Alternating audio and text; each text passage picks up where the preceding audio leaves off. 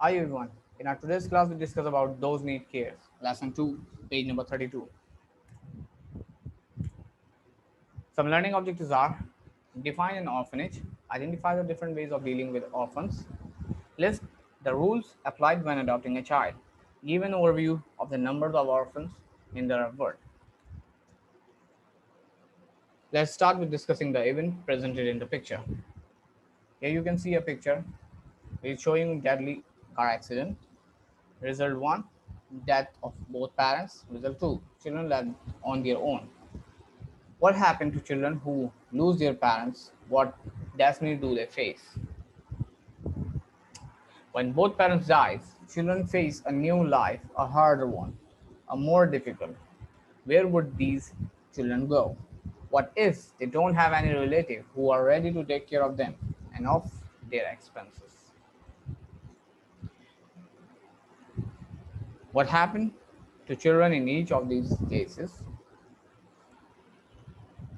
Children might face one of these three cases. They will move to live in an orphanage house, they might have to live with foster parents, or they might be adopted. An orphanage is an institution which has so many children who have lost their parents or one of them. Children whose parents are unable to take care for them might also live in an orphanage house, which is usually monitored or supported by the government. In many cases, the orphanage takes care of the education of these children either within its premises or outside. Many children who experience life in the orphanage describe it as a difficult life in which a child misses the affection of his parents. Children in an orphanage are usually divided into groups with one or two caregivers who are usually in charge.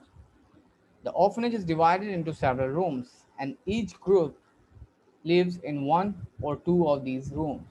All orphans share the same belongings.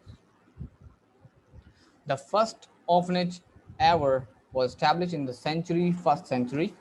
Religious people took care of the young orphanage house. Once those children became grown up, they were handed in an apprentices to household who would take care of them.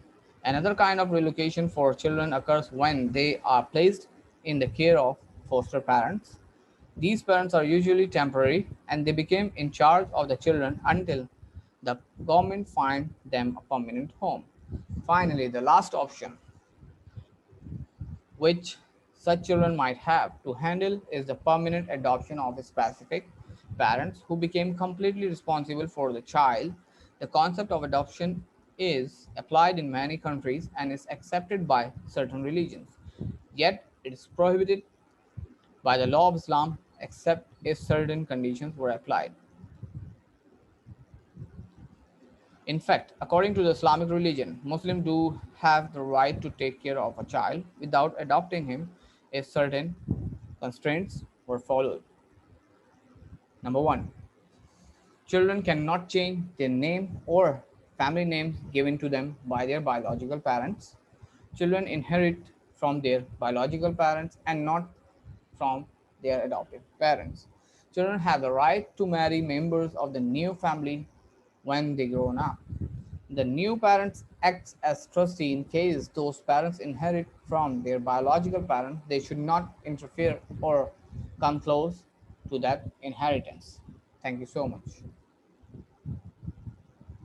We will continue this lesson in the next class.